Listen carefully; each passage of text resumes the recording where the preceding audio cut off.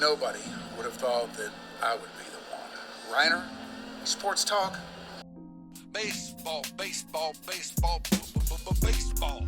Oh, with the big mic. Oh, okay. All right, yeah. Okay, now I get it. We got a lightning strike, boys. What happened over there, Grego? We had a little lightning strike right outside the window.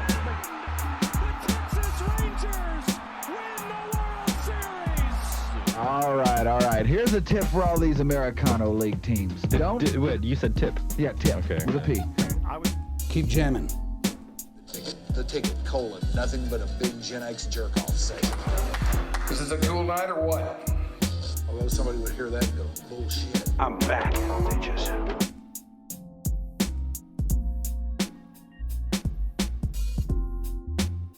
And hey, everybody. Welcome to another episode of Your Dark Companion. We are glad to have you with us. No matter where you may be, no matter when you may be receiving this podcast transmission. Maybe you're doing the Live at 5 thing. Maybe you're not. Maybe you're doing it later on. Maybe you're doing it at your own convenience. You know, that's the groovy thing about podcasts. If you miss them when they're happening, never mind. They live out there in perpetuity, as we like to say. Anyway, yes, I would be Mike Rhyner. And today, we're going to introduce to you the newest member of our little podcast encampment on the edge of the city. This is a guy that I have known for some time. Knew him up at the Ticket. I'll let him explain what he did up there. But he's coming on board to do soccer for us. Yes, a soccer show here alongside Your Dark Companion and all the other great podcasts we have under the Stolen Water Media. Speaking of which, one of those great podcasts is helmed by a guy who deigned to join us for this today because he is a big soccer guy. And I figured I might need a little help because sometimes when I start talking soccer with people, I do more listening than talking. And when I do talk, a lot of the time, they just have to go, no. You are so far off base. We're going to have to send out the FBI to find you and drag you back on track. But Rob Ervin of the Clubhouse, who we've had on here sitting over there in that chair before. Hi, Internet. Helping us out for this, that, and the other. Happy to be here. I know enough about the football or the football Norte Americano, depending on who you are, to be dangerous. So I'm happy to be here. I'm glad that you called, and I'm excited for this. Well, I'm glad to have you. But let us turn our attention to Tyler. This is Tyler Kern, who spent how many years doing this, that, or whatever at the Ticket, Tyler? Man, probably, I guess 2 years at the Ticket, and then I moved over to produce at WBAP for about 4. And so I was up in the Cumulus building for somewhere around 6-7 years. Yeah. You know, I was just in and around things. What were you producing at BAP? The morning news with Hal. Hal and Brian. The great Hal J. Man, those were fun, really fun days. Like, I'm not a political guy, and I know, like, BAP dives deep into politics and that sort of thing and whatnot, but I got into it because I loved radio, and getting a chance to work with Hal was awesome. And so I had a blast doing that. And during that time, did a little soccer up there on the now defunct ESPN radio that used to be right across the hall from the Ticket. So I did a little show there on Sunday mornings and did some work with FC Dallas during that time also. What did they turn that station into? You know, I have no idea. I don't know. Like a Chinese takeout joint or something, or what? Right? It's now a Spirit Halloween. Yeah, like everything else. Yeah, I have no idea. It's gonna be oldies. Who knows? I haven't flipped over that direction in a while, but it used to be a Sunday morning show. It was just an hour with Steve Davis who's notable around here for his soccer expertise. Yes, And so Dallas Morning News. yes, the Morning News' own Steve Davis, just all around great guy. And so he and I co-hosted ESPN Soccer Today on ESPN Radio for 4 or 5 years. Mark Stein was on that show for a little bit while I was there, and we just had a blast until ESPN Radio went away. So, As they will do. it happens, But I enjoyed my time up at the Cumulus building, and I got to meet you and some of the other guys up there at the Ticket. And Got to meet Hal J, man. heck yeah! I mean, I got up and worked every morning with Hal. I had a Freaking year blast. or two at WBAP before they. This is long ago, like real long ago. But I had a year or two up there working as a sports minion in their sports department, and that was in the days of Hal and Dick. Yeah. And man, it was fun working with those guys. They're just great guys, and I think the thing about working with those guys was that they were just as good and fun off the air. Yeah. Like, oh my gosh, like There was really no difference. You know? the amount of time that I just spent just dying laughing off the air because the shenanigans rolled just straight through the commercial breaks, and you come back and you're still laughing at some ridiculousness that Hal has pulled, during the break. And That's when you know you got a good show. Yes, sir. it was great. It That's was what you great. strive for. You want to be the same person off air that you are on. Oh, Yes. totally. And Brian Estridge was there, who I know you've had on this show we as have. well. And Enjoyed him quite a bit too. yeah, I love Brian. And those were just really, really fun days. Unfortunately, radio, the ceiling of what you can get paid as a producer in radio is somewhere around poverty. It has a place, doesn't it? yeah, and so I couldn't stay there forever, but had a blast while I was doing it. Well, we are glad to have you on board. Now, tell us a little bit about what you plan to do with this soccer show. Yeah, so soccer, look, the World Cup is coming up next summer, as most people are aware, right? 2026. And not only is the World Cup happening, it's happening here in the U.S., plus Mexico and Canada. So 16 cities across the 3 countries are going to be hosting games. And more specifically, Dallas is going to host more games than any other host city for next summer's World Cup, which is a huge deal.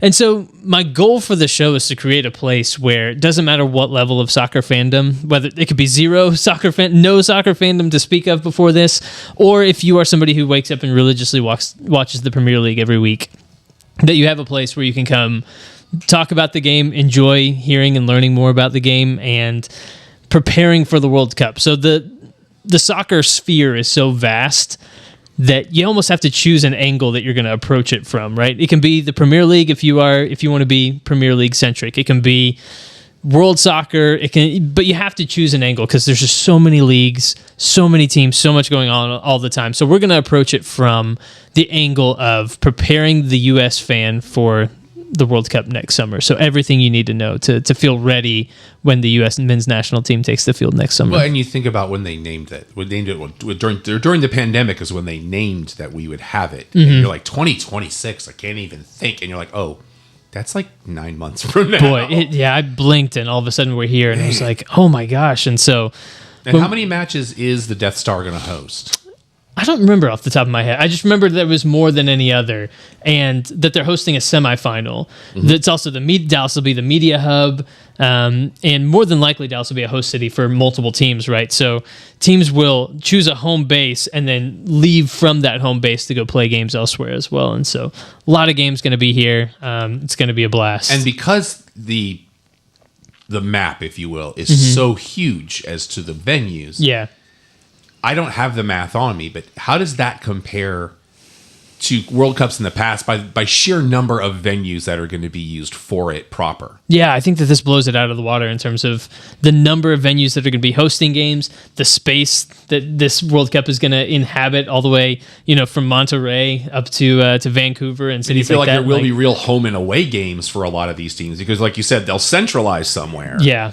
Yeah. But then they'll have to go to some of these other venues to play the other teams that have those as their hub. Exactly. And so it's going to be it's going to be a lot of fun to see stadiums across the country that you know and recognize from, football stadiums. You're going to see the Death Star on TV, but then you'll see Kansas City and you'll see Miami, and I think that's going to be really exciting. Is any of this going to go on in the Euro world, or is it all in this hemisphere, or what? It's all in this hemisphere. Mexico, the United States, and Canada joined for a bid. So the way that it works is that you submit a bid similar to like the Olympics, where you say, here are our qualifications. Here's what we're prepared to do. Was that a good question? It was a great question, Mike. It was a great question. So, and then FIFA, the governing body, they hold a vote a long time in advance to determine who's going to be the host nation, and in this case, group of nations for a particular World Cup. And so the U.S. lost out pretty infamously on the World Cup that went to Qatar. There was a lot of maybe backdoor deals and collusion that happened in that process. And so the U.S. kind of joined up with Mexico and Canada to create a super bid between all the North American countries to then put out like a really strong bid and won the vote. And now we are hosting the World Cup, which is a tremendously huge deal. The U.S. hosted in 1994. There were games at the Cotton Bowl there were. back then. I remember that. And on the heels of that, the U.S. launched Major League Soccer in 1996. And so largely kind of using the momentum, let's say, for the game that happened post-World Cup in 1994, Major League Soccer launched in 96, and that was a huge turning point in how we've gotten to where we are now with the popularity of the game in the United States. Which was also really well timed because MLS launches in 96. 99 is the Women's World Cup, when that just... The U.S. team just kind of just owned everything for a while. Totally, yeah. That rising tide raising all the boats, too. Yeah, and all of a sudden you had generations of kids watching soccer on TV and going to games in their hometowns that hadn't really happened in quite that way before. We'd had soccer leagues, the NASL that happened in kind of the 70s and 80s happened. There was a little bit of arena soccer, which I know that you were involved with the Dallas Sidekicks at one point. I was. And so... there have been smatterings of soccer across the North American, especially the U.S. landscape, I should say, for a long time. But MLS really helped formalize that because of that World Cup in 1994. And now this is kind of a celebration, I think, of the success that those leagues have had and that soccer has had here in the U.S. over the last 30 years. It always seemed like a really flimsy proposition, back then, back in the day. But no more. Yeah, no more. I mean, it with the foothold that it has in this country now, it seems like it is definitely here to stay and part of the sporting landscape, and will be for in perpetuity.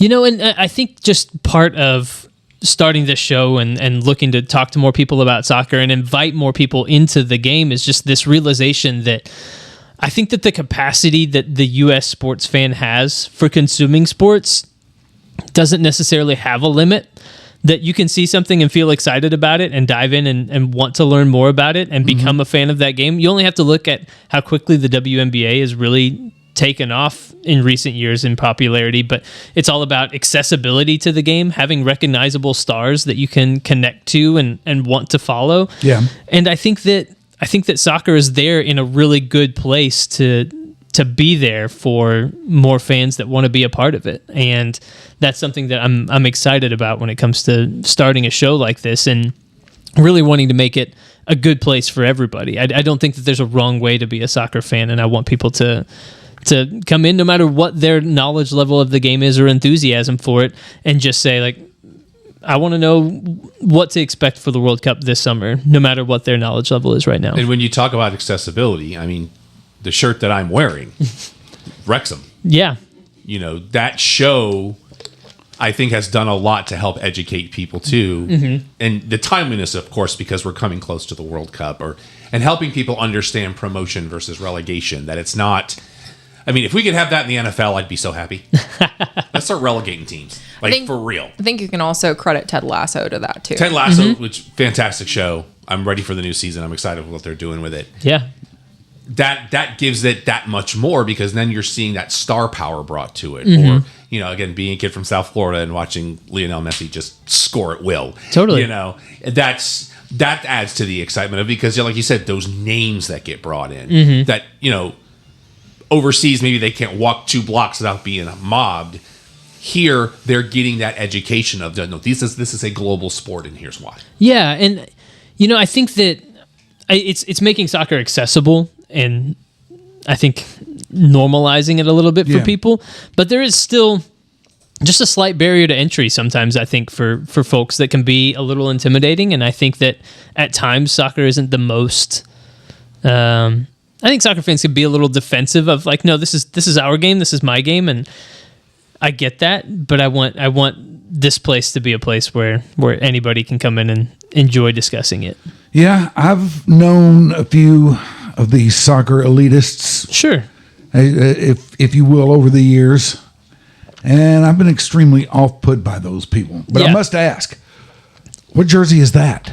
This is a generic for the team that's owned by Rob Mack and Ryan Reynolds, the Wrexham Dragons. They are a Welsh team that they've made it to they're the next to the top level right now. They're not Premier League yet. They're Championship level. Yeah. Struggling a little bit right. They're the only team in history to have gotten 3 straight promotions. No one's ever done it before. And before that, they were in the bottom rung for 20 seasons. Couldn't win their way out of a paper bag. Basically the same as Ted Lasso. I don't know that they get promoted this year. It's going to be an uphill climb for them. But the fact that they've gotten to this point, to me, that's still a win. As long as they don't get relegated, because your top 2 teams get promoted every year. And sometimes there's a playoff. The top team automatically, they don't have to do anything. Top 2 teams in the world? Of each league. Because it's not like a British league or a German league. It's like everybody. Well, so I was going to say, Mike, it's kind of like in baseball, but the teams get to go, not the players. Bringing it back to baseball. I got you, man. I got you. Yeah, she's absolutely right. It's just like my AAA, single A. It's the same thing, but it's like I said, it's by team, not by player. Yeah. Every country does it a little bit differently with their leagues, right? So England, you have the Premier League, and in Italy, you have Serie A, and in Germany, you have the Bundesliga. And so you have to look at all of these different leagues, and they do it all differently, but all of them have some sense of the worst teams move down a division, the best teams move up a division, and it's always shuffling between. And the money changes, and the broadcast changes, and I mean, there's benefits to it, and I love it. And is there a cooler word than Bundesliga? No, there not. Just isn't. I just love that word. I love the Bundesliga. I had friends that played in the Bundesliga. A lot of friends that played in the Bundesliga, and it's always hilarious to just watch those games and be like, I don't understand a lick of this, but I get to say Bundesliga. But I know they're excited, and so I'm excited for them to be excited. And there's also no fans in the world like soccer fans. I think that's true. I think the closest thing that we have here to what soccer is like overseas is college football. I think it rivals. I thought you were going to say it's Peter and Andy.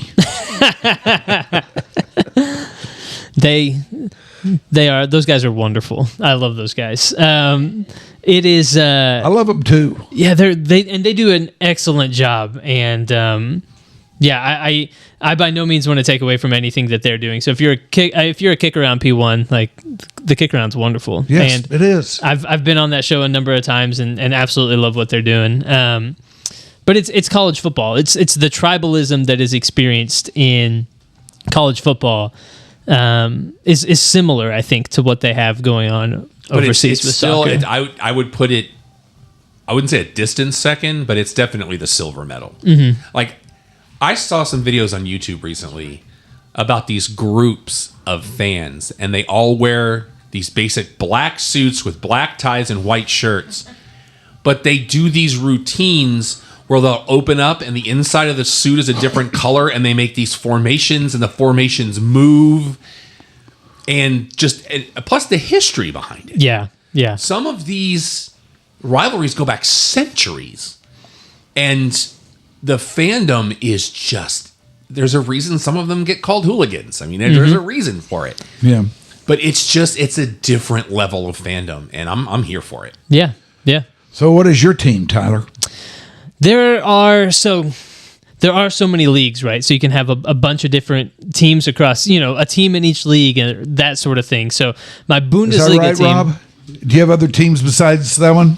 Wrexham, of course, I follow FC Dallas. I follow Miami. Yeah. That sounds like a cop-out, boys. No. Hold on. You can have, I've got teams even within American As somebody sports. who played, that sounds like a cop-out, boys. I do understand that, but still, I want one. Just one. Okay, if you want just one team of mine, my favorite team that I probably cheer for the most is a team in Germany called Borussia Dortmund. They are black and yellow.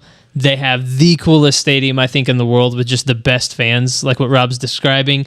They have what they call supporter sections in soccer stadiums, which are, there's usually no seats. It's just a standing section, and it is this ridiculously steep standing only section that is just always decked out completely in black and yellow with flags. They have these things called tifos, which they raise before the game, that is often like an image or something cool that they create. And the level of fandom is just on another level. And I've loved the team for a long time. They've had a cycle of Americans go through Borussia Dortmund over the years. Mm-hmm. And so they've just been a team that I've always loved watching, and they've played an exciting style over the years. And so yeah, that's my ultimate team. I've never really had a Premier League team, and so I've never had a team in England, which is where normally people pick a team. But I like the ability to just turn on a game on Saturday morning and enjoy it with coffee, and got the dog laying at my feet, and all right, we're watching soccer. And if you're lucky enough to have a Cosm where you live, sure. I have not had a chance to watch a match there yet, but I can't even imagine, having watched what I have watched there, what a soccer match is going to look like. Ashley, is that a good enough answer? Yes, Tyler, I appreciate it. Thank you for being committed. All right, let's critique Tyler right quick. How do you think we're doing here with him, Ashley? Do you think we got the right guy for this? I like him. Yes. This is my first time meeting Tyler. I like him. Ashley's great. Thanks, Tyler. I like you too. I like you too, Mike. So this is a good working relationship so far. Fit. Yeah, it's going well. This got really awkward really quickly. As things with me, just sit over here in the corner. I'll be fine. Actually, I'm going to have him see if we'll do our show on Thursday night to promote the new show. Oh wow, I would love that. Let's have you on Thursday night. That sounds great. It'll be a lot more sensible talk for you than this is. No, but I think people, like you mentioned, Mike, are reticent to approach soccer sometimes because they have a bad experience with soccer fans, or I can't figure out offside, or there's something quirky about the rules, and it's all just too European and too different. And so I think there's always a little bit of that fear for people if they've had a bad experience with soccer folks. And I want to help demystify that a little bit and just make it an accessible thing. And so one of the things I would love to do with the show is just create a bank of episodes that are evergreen, that just explain basics of certain soccer concepts. So whether it's offside. Around here, you don't have to worry about that. You want evergreen, you will be evergreen around here. So whether it's offside or promotion and relegation and that sort of thing, or who are our local teams here in DFW? It's different, It's very different. And like when I was coming up through grade school and all that back in the Pleistocene era, they, we were aware of soccer. We knew there was such a thing as soccer, but the idea that it might be played at school, or that somewhere down the road there was going to be a very common thing, which is what it's turned into. Yeah. That was completely outside the realm of vision of anybody, But that's just me. That's probably one of the reasons why I'm a little bit late to this party. I mean, like, I grew up following football, baseball, and basketball, like all my friends did. And hockey came in here, and it took me a while to adjust to it, but now I'm a stomp down, hope to die, legitimate hockey fan. Yeah, it's awesome. And but you got exposed to it in the right way. And I did. I got exposed to it in the right way. And if I'm exposed to this enough, I know I'll become a fan sooner or later. And the U.S. kind of slept on soccer for a really long time. Oh, And there were some notable, some things here and there. There's a big victory in 1950 where they beat England once, and we all celebrate. We're very, very happy about that. But those are really few and far between. And, there were, like I said, attempts. There was the NASL that people, don't like it if you don't mention that Pele was here playing. And some of the greats of all time kind of came through that NASL. But it really... You need that consistency, and you need a league that's going to stay here and be here, and a way to capitalize on the fact that so many families are taking their kids to play soccer on Saturday mornings, out at parks. And DFW is a huge hub for that. There are massive tournaments that go on here, and you just need to drive past the park on Saturday, and there's a ton of soccer going on. And so, and you're about to have up right near Cosm, you're about to have an establishment that is a combination virtual soccer restaurant bar open up. Wow. If you look at most college rosters, there's a couple of kids from DFW on it. Yeah. Almost every single college roster. Mm-hmm. It's true. So do you think MLS is here to stay, or is there something out there better and bigger than that might make its way onto this great land of ours? I think MLS is here to stay. They've done a great job of building incrementally, slower often than people would like for them to be. And I mentioned them only because we kind of understand the structure of that, because it's not that different from the other sports, or it looks kind of like the other sports. It's true. A lot of MLS teams are owned by NFL owners, and the league is largely modeled after, hey, how do we make this an NFL style thing? So there's no promotion and relegation in Major League Soccer, and it is pretty familiar in structure. They have intentionally kept spending limits on teams in a lot of different ways and restricted some of the ways that teams are able to grow and to spend. And oftentimes that's frustrated members of the media, fans, other people, and the salary mechanisms are complex. But what it's done is it's kept it from getting out over its skis the way NASL did, and just blowing out before it was really at a maturation process. Where do you think NASL went wrong? Got too big too fast, and people just weren't quite sure what they had on their hands, and it wasn't a sustainable model for growth, just bringing over the old players, right? And what Major League Soccer has done really well is provided some mechanisms to bring in the big stars, to bring in the Beckham was the first one, right, in 2006. Bring in your David Beckhams and bring in your Leo Messis over the years.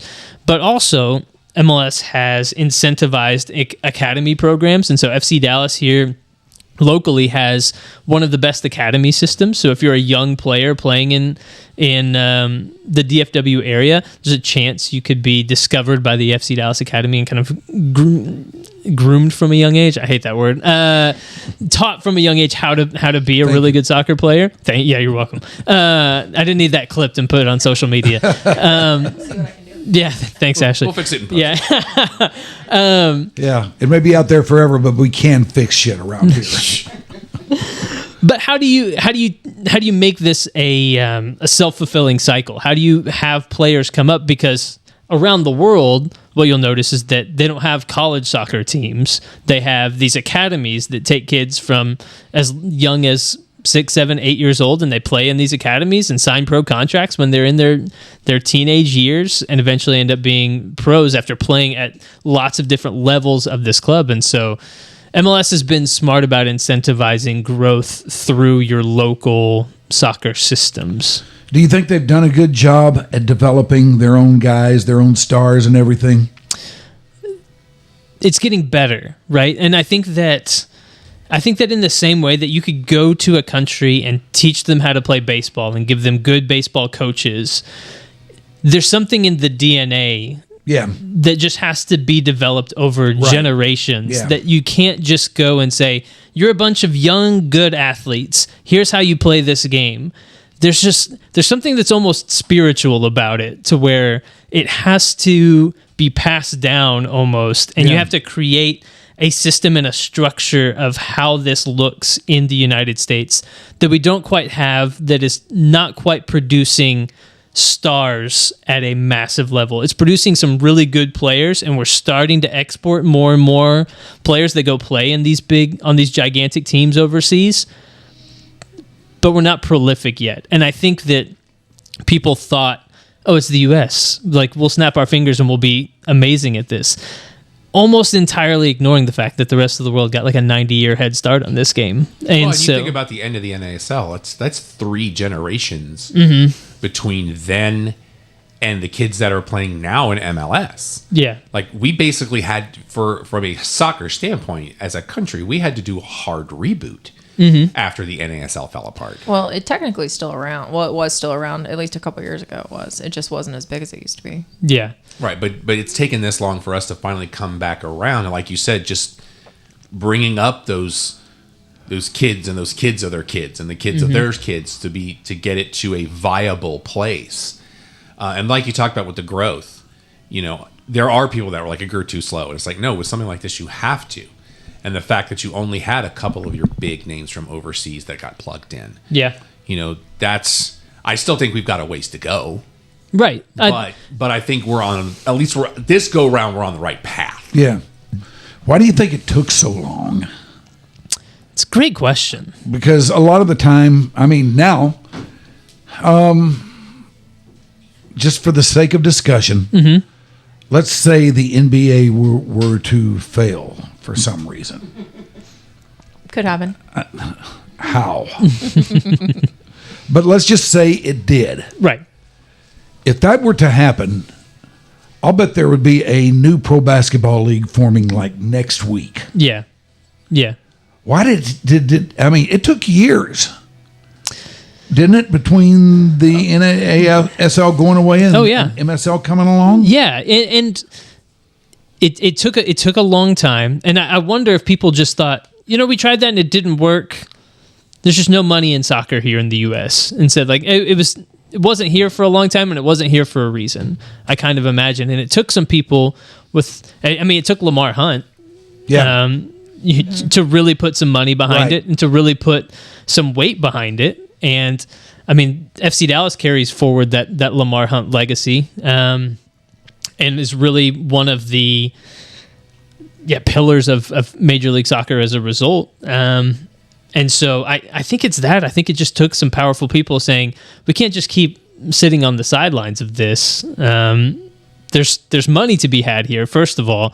But also, like this, it's a great game, and more people, we can bring in people with this. It's viable, and I think that World Cup in '94 really showed that there is the passion and the enthusiasm for the game here. The one in '99 is what did it in, though. Well, and okay, so I think that's an interesting story also, that women's soccer here, the reason that the American women are so good and the American men have not had that same success, I think, is funding and amount of time that has been put, and the amount of resources that have been put towards the women's game because of Title IX, right? And so the U.S. women got a big head start on the rest of the world because we were treating women's soccer, as a pretty high priority here when the rest of the world wasn't.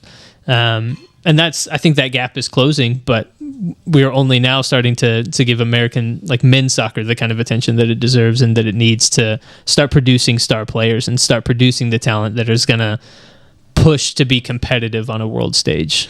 You mentioned Lamar Hunt a minute ago. Man, what an impact that guy has had on sports. These are 2 sports now that over the course of his life, Lamar Hunt has had a major impact on soccer and football. He named the Super Bowl, right? Yes, he did. He founded the AFL. Yeah. He founded the Dallas Texans, and you're talking to a card-carrying member of the Dallas Texans Huddle Club here, and don't you forget it. I was a junior ranger back in the day. That's just an aside. That's okay. That's all right. All right, this is Tyler Kern here with us. And I want to get into exactly what your plans are for your podcast. Yes. In just a bit. But first, let me tell you about the CBD House of Healing, if I may. Now, the CBD House of Healing is a place you can go if you are in pain, if you are hurting, if you can't sleep. They've got all kinds of stuff out there to help you out. The reason I know this is because right now I got something wrong with me somewhere. And It's vague and ominous. I know you're probably saying that's nothing new. We've known that about you for years. Mike, we won't ask where. Well, it's I think muscular or nervous or something like that. And I've been putting stuff that I got from the CBD House of Healing on it. And once this stuff is on it, number one, it tingles like crazy. It's kind of fun, kind of trippy. You But opened this door. it makes it go away. It makes it go away, and for at least a few hours, I don't feel it. Now, if you've got something like that going on, then you need to go see the people at the CBD House of Healing. Their owner is also a registered RN, and you're probably thinking, he's just sending us to a head shop. Well, if that's what you want, there's probably some stuff up there that you'd be interested in. But if it's stuff like what's going on with me that you're looking for, what will happen is you go in there and you talk to her. You tell her what's going on with you. Chances are she's got something there that can help you. And they grow it themselves. It's their stuff to their quality. They're not outsourcing that stuff. No, they're not outsourcing that stuff. They are very, very strict about the purity and quality standards of it all. And they will have something that will help you out. The reason I know this is because they're doing it for me right now. If they'll do it for me, they will do it for you. So go up there and see them. They're at Plano Road and Northwest Highway in the northeast quadrant of that burgeoning intersection. Go up there and tell them you heard about it from us here on Your Dark Companion. And I'll bet you'll be very, very happy that you did. CBDDallas.com. CBDDallas.com. If you want to find out more. Is Good that job, it? Mike. Is that it, Ashley? Yes, that was great. You did so good. Stuck the landing. Especially with our teleprompter dying today. Yes. You just did awesome. Yes, I was just kind of winging it. That is a Texas Radio Hall of Famer. I was just winging it. Just faking it. That's all I was doing. I have some back pain right now. I could use some tingly see action. him. I'll go. Yeah. Had pain in a few days when I asked him this morning. Yeah. right. It's kept it away. All right then. Yeah, all Make the it more happen. reason to go and see. There we go. All right, now I want to talk to you a little bit. This is Tyler Kern. He's going to be doing a soccer podcast with us. Thank Here you. he's joining the Stolen Water Troop. And how do you see the podcast going? What do you think it's going to be like? Or what are your plans for it? What's the name of it? The name of it is going to be the Sunset Soccer Club, playing on the Sunset Lounge, obviously, right? All right. And so. Sunset Soccer Club. The Sunset Soccer Club. Everyone's welcome at the Sunset Soccer Club. It's soccer for everybody. Again, we want to make it a place that's accessible. And so the show, I want to set up and just kind of start off the show with news, info that people need to have, and then have a guest on every episode that is going to bring a good perspective, a new perspective to the show for soccer. So we have so many great soccer people here in Dallas-Fort Worth, people around the country that I know who are big soccer people, and people that can help us also prepare for what it's going to look like when we have the World Cup here next summer. And so there's a lot of great people that we're going to be able to talk to, just bringing different perspectives to the world of soccer. And so I want to highlight those voices and have some regular segments as well that people can expect and know, okay, here's what we're going to hear, here's what we're going to learn. We're going to learn about a different U.S. player and that sort of thing. So if you already know a lot about soccer, it's not going to be patronizing to you by any means. We want it to really be a good place for anybody who's interested in soccer.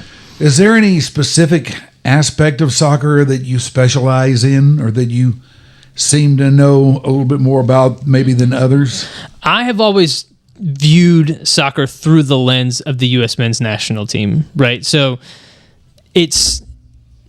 Sorry, CBD. A lot of heartbreak. Yeah, a lot of heartbreak. But so I mean, it's like the Olympics, right? You represent your country at the international level, but you play for a club team.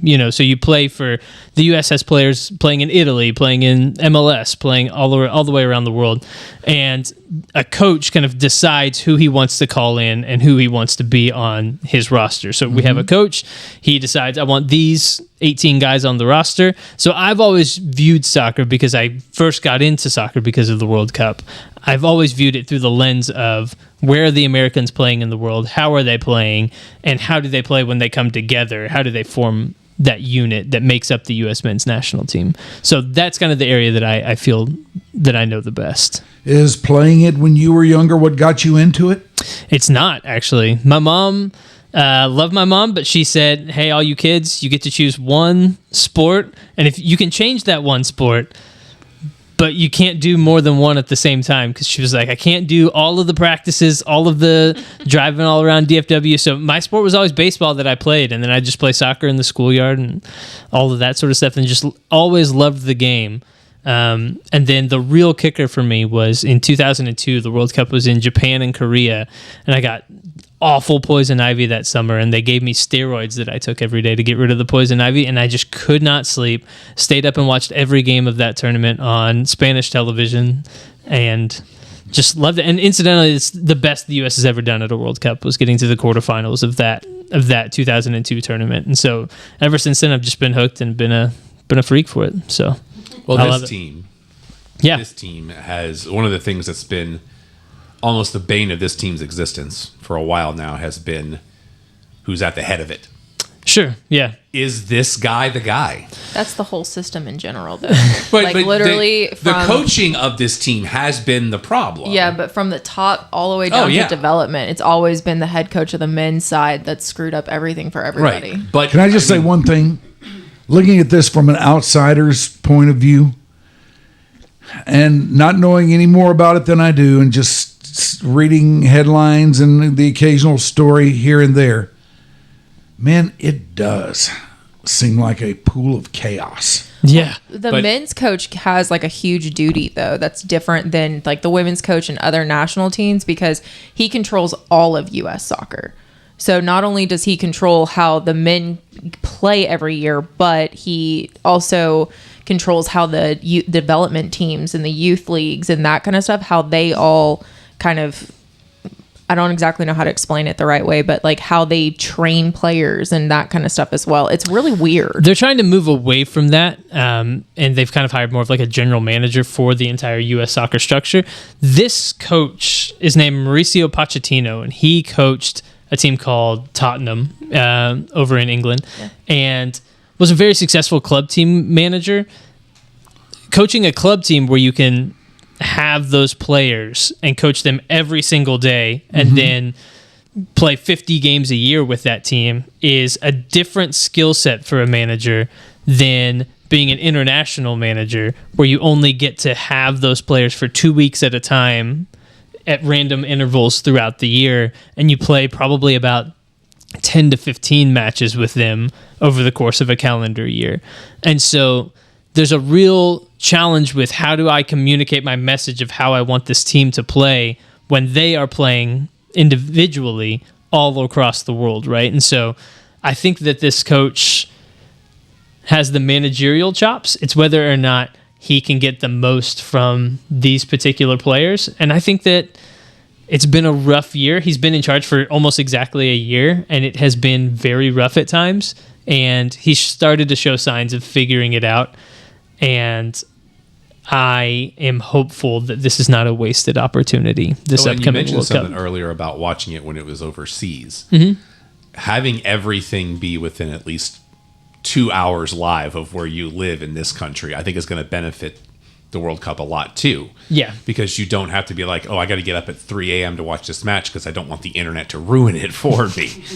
Yeah. I mean, it's a great point. I've been lucky enough to be overseas for a couple of different World Cups and experience it in different cultures. I was in Greece in 2010, and that was a blast to get a chance to watch how a different country consumed a World Cup, and in every bar, cafe, restaurant was just packed to the brim. And but Rob makes a great point that it is a really fortunate thing for the game here that games will be at prime time television slots, and I think that's a really good thing. But this U.S. team has a lot of potential. It's probably the most talented on paper team that the U.S. men have ever had. It remains to be seen whether or not they can gel as an actual unit, because again, you just don't have that much time playing together. And despite the fact that this is a ridiculously talented team, is an oft injured team, and so soccer is just it's a complex puzzle because you can't just replace a like for like player and continue to play the same way. Guys just bring different qualities and different skills that you just can't replicate necessarily. And it would seem that just like any other sport you care to name, baseball, football, basketball, hockey, whatever, it is largely driven and largely hinges on what kind of chemistry a team has. Absolutely. I mean, chemistry is a massive thing in soccer. You have to have positional awareness and the awareness of where your teammates are going to be at any given point, because unlike other sports where in football there's just always a quarterback and the ball is just always going to be in that guy's hands, in soccer at any given point the man with the ball has the onus on him at that moment to make the next good decision, right? It makes it a hard thing to measure who's good, who's not. But it's totally up to him in that moment to make a good decision. And I think that requires an incredible amount of chemistry on the field. And you can also tell when teams just really don't like each other off the field because that chemistry just doesn't exist in the same way. Yeah, it's that way in any sport. Yeah, you know. It matters a ton. It matters an absolute ton in soccer because, again, you don't stop and reset where everybody is after every play, right? And so there just has to be an understanding of how movement works, how patterns of play work. If I pass this to you and then I move 10 yards this way, am I going to get the ball back? If I move into this space, am I moving into the same space as this other guy on the field? Because then if two of us are occupying the same spot, well, then that means there's space over here that's not being utilized. And so it's all about that awareness. And that's also kind of what I mean about the American player kind of continuing to need that seasoning and needing soccer to be a little bit more in the collective DNA of the American athlete. And we talked a little bit before we went on air. The field is even different this year because you were saying that there's more countries that don't have that or may not have been part of the World Cup before. Yeah. How does that even change the dynamic? Well, so we're moving from 32 teams to 48 teams in this World Cup, biggest World Cup that we've ever had. And that means that there's going to be teams who have never been represented before that have the opportunity to be in this World Cup, which is, I think, a really exciting thing. You see some awesome stories of tiny nations like Cape Verde in Africa, which did not even really know was a country that just qualified for their first World Cup. So I think things like that are going to be really exciting, and you just don't really know what that team is going to bring, but each fan base brings a different flavor and a different level of excitement, and I think that's a really exciting thing about the World Cup. There are some absolutely seedy things about soccer, about FIFA, about the governing bodies and all these sorts of things, but you still get really pure moments of sport, and yes. I love that. I love when you see a nation rally around a team, and we've gotten some really incredible moments of that in the World Cup over the years. That can be said about any sport. There's a lot of things going on with all of them. That's that right. You may not like, but at the end of the day, you still get to watch the games. Exactly. And the games are where it's at. And one thing about some of those smaller countries is they do get a lot more time together to play. So it's not like it is in the MLS and in Europe and those things. Like a lot of those people have been playing soccer together since they were kids on the national team when they reached whatever age, and they've just all been playing soccer. So their chemistry is different, and they're just the way they move together is different. They know each other a lot better. So that's kind of how some of that stuff evens out the playing field a lot differently. It's true. It's crazy. That's like Japan's women's team a couple of years ago. They were fantastic. It's that chemistry, it's that ability of knowing exactly where your teammate is going to be, and that's so much of soccer. I mean, there was the Spain team from about 2008 to 2012 that won the 2010 World Cup had this freakish level of just like ESP of knowing where everybody was going to be, and final and just going. They had this midfield that could just.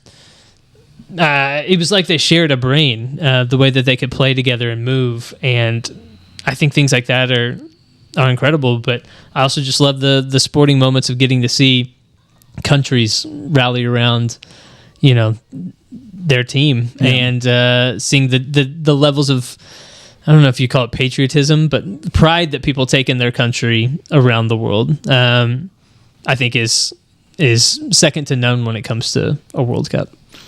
Who do you think's the best player out there right now? It's a great question because up until the last couple of years, I mean, Leo Messi has been the best player in the world. I think Still? I think the best player of all time. I don't think he's the best player in the world anymore. I don't know that anybody has really reached up and grabbed that crown from him necessarily in a definitive way. I think the guy that scores goals better than anyone else is a guy named Erling Haaland. It's this hulking Thor of a man who plays for Manchester City in England, but he's Norwegian, scores goals, and is able to move as a large guy playing soccer. Because Leo Messi is 5'7", right? Tiny guy, lower center of gravity. The ball has always looked Velcro to his foot. Erling Haaland is like a 6'3", Greek god running down the field. Not normal for soccer. Which is not normal for soccer, but has a level of precision and power, this like insane combination that's really exciting to watch. But you could also go to France, has a guy named Kylian Mbappe, who is incredibly fast and really exciting to watch, who plays for Real Madrid.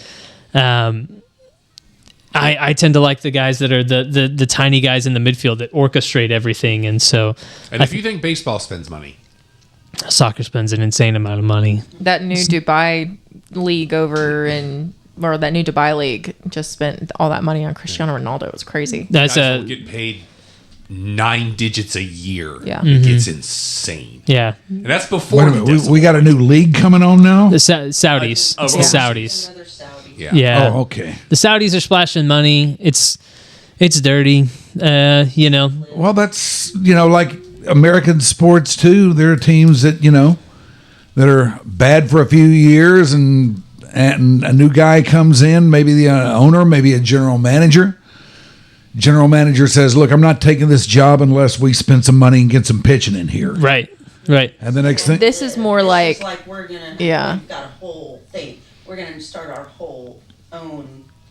this is League. like the whole Yeah. league a little bit shoddy. This is them. Yeah, I know, but the principle is the same. Guys, start throwing money at stuff and that's how they make their way. That's how they get to where they're going. So in soccer, oftentimes players don't get traded, and there's free agency and that sort of thing. But most of the time, you pay a transfer fee for a player. And so if you have a player that I want, I go to you and I say, how much money will it take to get your guy? And you say $50 million, and I say, that's crazy. He's good, but he's not that good. I'll pay you $30 million, and eventually you come to an on top agreement. of what you're going to pay him. Yeah, and then you have to come to a salary agreement with him on top of that. Well, I mean, it's even a wild basic- word. You can loan guys. I was gonna say, loan Mike, you can players to loan other really? teams players. that you're not Yeah. using with rights to take them back when you want. So let's say last year the Rangers say Jack Leiter's not ready yet, but we want him to get some major league starts, and they look over at the Marlins, I don't know, somebody who just like wasn't doing very well, and said, hey, we will continue to pay Jack Leiter's salary, but can he pitch for you every 5th day for this season? We just need him to get some MLB experience. You have injuries in your rotation. You need a guy to just eat up some innings for you. Why don't you take Leiter for this year? That is essentially kind of what happens in the soccer landscape. We have this guy, he's 19 years old. He's not better than the guy ahead of him on the roster, but in a couple of years we think he might be. But what he needs is game time. What he needs is starts. We will continue to pay his salary. Maybe you pay a little bit of his salary. He's better than your guy in that position right now, so he'll help you be better in the standings than where you would be otherwise. So you work out a loan agreement that way. So it's kind of a fun quirky thing. Cool. It's all, I mean, it's a whole different world. It's a whole different world of sports. And that's what I mean by the soccer universe is just vast, right? There's so much that you can always be looking into. So many different leagues, so many different players, teams, all these things. And so you kind of just have to choose an avenue. And so ours is going to be the U.S. men's national team. And we'll talk women's soccer when it's time to talk women's soccer. The better of the two. The U.S. women win stuff. The U.S. men don't really win Yes, we a whole do. lot. So And elsewhere in the world, soccer affects the city, the country that they're in differently. Is it Liverpool that's just now getting back? I want to say it's Liverpool. Like when they were really, they got knocked down so low that people lost jobs.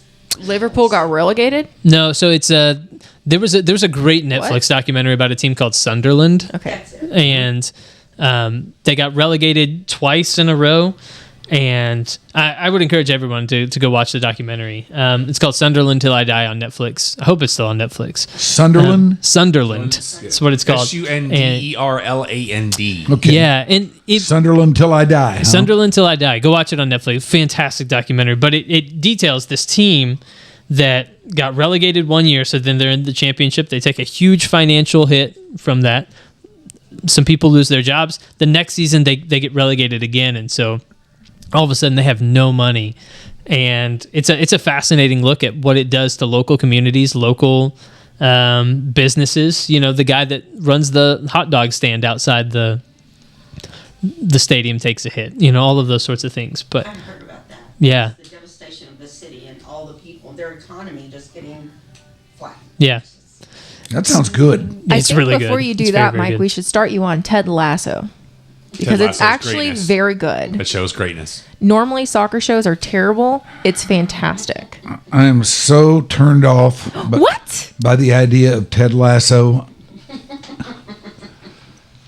One of my favorite lines from that movie is, "Who's the goalkeeper?" "I don't know, the guy with the Mickey Mouse gloves." Freaking, I died.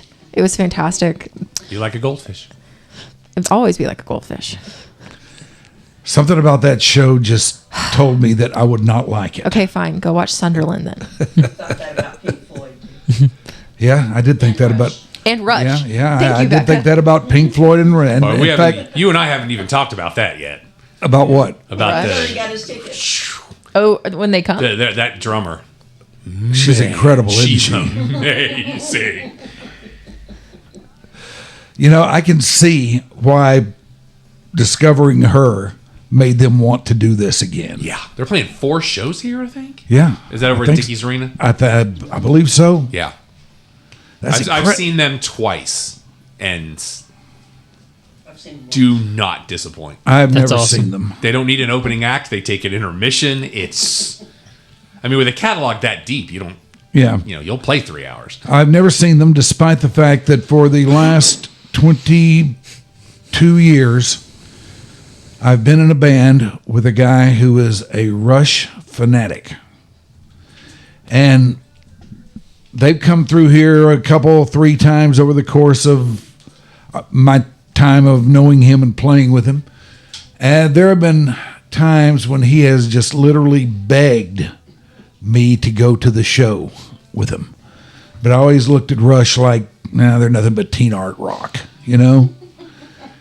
And I don't know how, don't know why, don't know when, but over the years, I've kind of softened on that stance.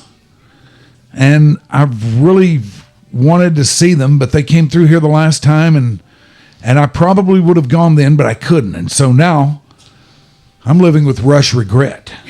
And Not now much longer, my friend. Nope, here's a chance to fix that. You'll live with Ted Lasso regret too one day. And you and Geddy Lee and your love for baseball. That's right. That's right. it is true. Well, can't wait. Can't wait. For Rush or for the World Cup? Both. How about World Cup's both? going to be great. Yeah. It's gonna be huge. It's gonna be a big thing. There's another team starting in Dallas that'll play at the Cotton Bowl in 2027 called Atletico Dallas. Yep. Doing a lot of good things. I like those guys a lot. There's a women's team playing at the Cotton Bowl right now, Dallas Trinity FC. Also really exciting. I like their branding, their colors. It's a good team going on. They just set a new attendance record out there at the Cotton Bowl. They also have a ton of girls that are from DFW playing on it. Yeah. Grew up in DFW. It's really cool. There's a lot of soccer happening in our Fairburg, Mike. And we just had recently the throwbacks for FC Dallas too. Mm-hmm. The Adidas, The slide old- with the old Dallas Burn. stuff. That Yeah. gear looked great. Yeah, it's awesome. They're doing good things. Everything is going on out there a lot more than we think it is, and that especially holds true for soccer. For It's true. you. And the guy to tell you about it is Tyler Kern. He's going to be holding forth right here with us under our little podcast envelope. We're glad to have you, man. I'm really excited to be doing this, and I really appreciate the opportunity to do it. Next week. Yes, Yeah. next week you start, right? Next week, so we'll we'll record on Tuesdays, release on Wednesdays. So keep an eye out for that. If there's anything you want to know about soccer, just email us. What is it? Sunset Soccer Club at stolenwatermedia.com. Yes. Just email. If you hate soccer, just email me. It's great. Like, if you wanna, hate on soccer, email me. If you love soccer, email me. I had a guy call in and leave a voicemail at BAP when I was there because I was filling in for Steve Lamb one day and I gave a soccer score as part of the soccer update. He called Tyler Cox, our program director's office, and left a voicemail saying he would choke me if he ever saw me on the street if I ever gave another soccer score. So if that's you, if you would like to choke me out for coming on here and talking soccer, that's great. You can send me an email about it. I would love to hear from you. Yes, and if you want to choke him out, that's too bad because no matter what you do, he's still going to be talking soccer. That's exactly right. But sending us an email nonetheless and subscribe and tune in. And we're going to have a good time. We're going to talk to some really good people. And we're going to prepare for what's going to be a massive event here in DFW. All right. He is Tyler Kern. Check him out. Yay. And don't forget that you can find all of our stuff out there wherever you get your podcasts, as they like to say. It's almost a cliche now, but that's where it is. Like Spotify, Apple, where else? iHeart, wherever you get podcasts, you can find the stuff we have here at Stolen Water. You can find Little Your Dark Companion. I'd really appreciate it if you check that out and let us know what you think, man. We're into finding out. We're into finding out what you like, what you don't like, what you think we can do better, what you think we're great at, whatever the case may be, whatever kind of feedback you have for us, we are all about it. So let us hear from you. This has been Your Dark Companion. Thank you for watching. Bye.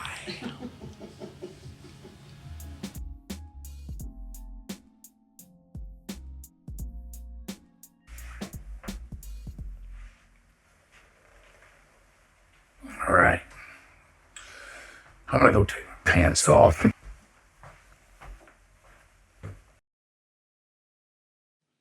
Your Dark Companion is a Stolen Water Media presentation.